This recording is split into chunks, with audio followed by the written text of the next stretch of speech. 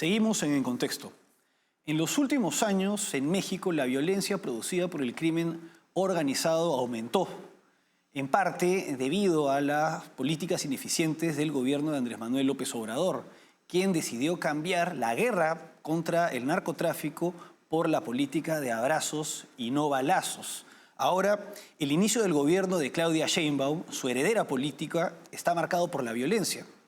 En la última campaña electoral han sido asesinados unos más de 30 aspirantes, candidatos y precandidatos a cargos de elección popular. Y no solamente eso, sino que además el 6 de octubre asesinaron a Alejandro Arcos, alcalde de Chilpancingo. Y esta semana se asesinó a Román Ruiz, alcalde de Candelaria. Para analizar el incremento de la violencia producida por el crimen organizado en México, nos acompaña desde Ciudad de México Asael Polo, analista político y asesor en la Cámara de Diputados del Congreso de la Unión. Asael, gracias por acompañarnos. Muchas gracias por la invitación y siempre un gusto estar con ustedes y con su audiencia. Bueno, Asael, ¿cómo explicas el aumento de los índices de violencia y de los homicidios en México en los últimos años?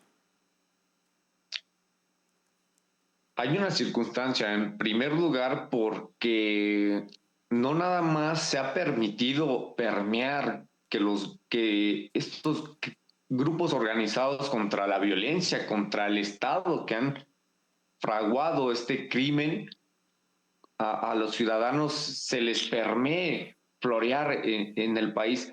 Lo que, sin lugar a dudas, tuvimos desde un tipo de política mayormente fue desde Felipe Calderón. Cuando él inicia una guerra al expresidente del 2006 a 2012, fue una guerra contra el narcotráfico. Vaya, para mí no se me hace mal en ninguna situación que los gobiernos empiecen, desde luego, a atacar directamente, y en este caso con las militares, a este tipo de crímenes. No obstante, cuando termina la presidencia de Felipe Calderón, viene con Enrique Peña Nieto, el anterior, anterior igual presidente, derogan lo que es la Secretaría de Seguridad Pública para no empezar a tener, en sus palabras, un ataque directamente contra estos grupos organizados. No obstante, cuando llega López Obrador, es ahí el meollo del asunto.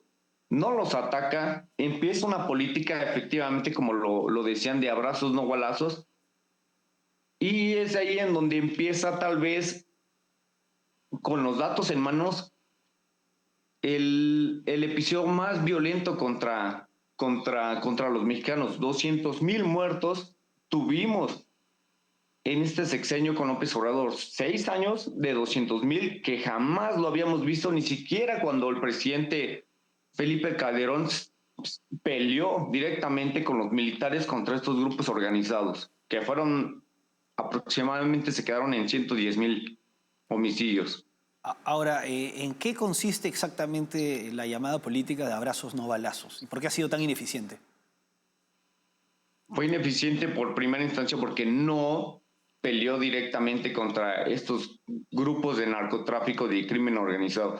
No pelea directamente. Lo que él, y lo voy a decir así, aunque suene un poco ridículo, es que decía, pues bueno, estamos esperando que ellos tomen conciencia, estos personajes tomen conciencia, y si no es así, nosotros los vamos a ir a abrazar o los vamos a acusar con su abuelita. Imagínense ustedes que así trates al crimen. Te voy a acusar con tu abuelita para todo esto. Y es que no hay otro tipo de política. Simplemente se dedicaron a, bueno, no te persigo, no te juzgo, me empiezo a hacer, digamos, cortinas de humo para no estar detrás de los criminales. En eso consiste, es que de verdad en eso consiste, en acusarlos con sus abuelitas. Ahora, ya con Claudia Sheinbaum como presidenta, ¿qué medidas ha anunciado su gobierno y en qué se distinguirán estas medidas de las que se aplicaron durante el gobierno de López Obrador?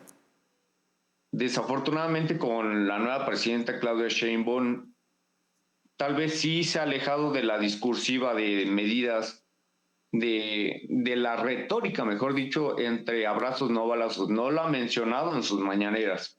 Eso parece ser bueno, pero tampoco debemos de ser complacientes con algo así. Que no lo mencione no significa que no lo vaya a hacer. Lo que está haciendo en este momento fue plantear un plan de seguridad por medio de su secretario de Seguridad Pública, Harfuch, en ir a visitar estado por estado para saber qué es lo que recoge de comentarios de la gente.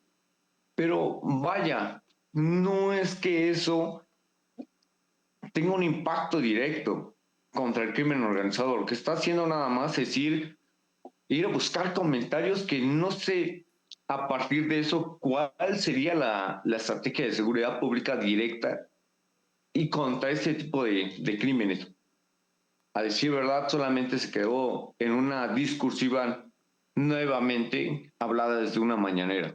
Ahora, pero ella también ha señalado, de acuerdo con varios medios de comunicación, que no va a regresar a la guerra contra el narco, sin decir política de abrazos y no balazos, ¿no? Pero ha señalado esto. ¿Qué implica para ti que una declaración de este tipo en el contexto tan grave que está viviendo México? Desde luego, y a título personal, es que yo tampoco estaría de acuerdo que se regrese a una política contra el narcotráfico, de guerra militar contra ellos. Soy economista y le digo sinceramente que a mí me gustaría más que se legalizaran ciertos tipos pues bueno, de sustancias no tan nocivas para, sobre todo para los niños, que sean mayormente aceptadas socialmente, y de ahí empezar a partir de una manifestación de mercado que pudiera erradicar por tratados de buen comportamiento entre empresarios y estos crímenes. Pero bueno, vaya, no tienen la intención de hacerlo. Si no tienes la intención de hacerlo, pues tienes que enfrentarlos militarmente. Desafortunadamente, pues sí, lo dijo en la semana, no vamos a utilizar la misma estrategia del expresidente Felipe Calderón, que inclusive, pues bueno, desvía otra vez la atención en todo esto al decir que bueno, con la estrategia de Felipe Calderón hubo por ahí el superpolicía exsecretario de Seguridad Pública que lo acaban de aprensar, lo acaban de castigar por 38 años, pero no habla más que eso. Ahora, al igual que en el caso de Bolivia, de Colombia, se dice que México se está convirtiendo en un narcoestado. ¿Hasta qué tanto sustento tiene esto? ¿Qué tanta influencia tienen los narcotraficantes en la política del país? Pues es demasiada influencia la que tienen. Vaya, no, se han hecho denuncias directamente por medios de comunicación hacia lo que está pasando entre los nexos que tienen, sobre todo legisladores del partido oficialista que es Morena, con diversos actores del crimen y del narcotráfico.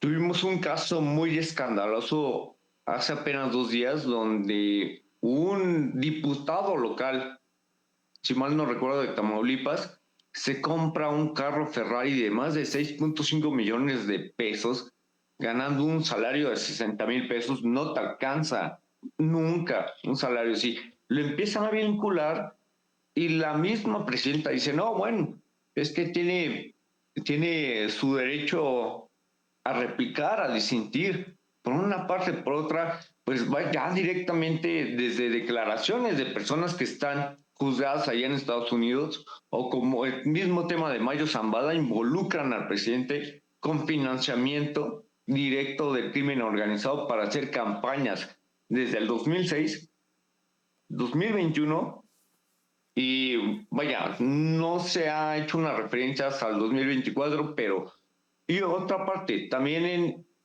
en Guerrero, la gobernadora actual y la gobernadora de uno de los municipios que se llama Chilpancingo, hasta le tomaron una foto y un video donde aparece sentada con actores del crimen organizado. Inclusive de ahí deriva de dónde mataron al alcalde que la procedió en Chilpancingo, que apareció desafortunadamente con la cabeza por arriba de un carro y su cuerpo en el mismo carro.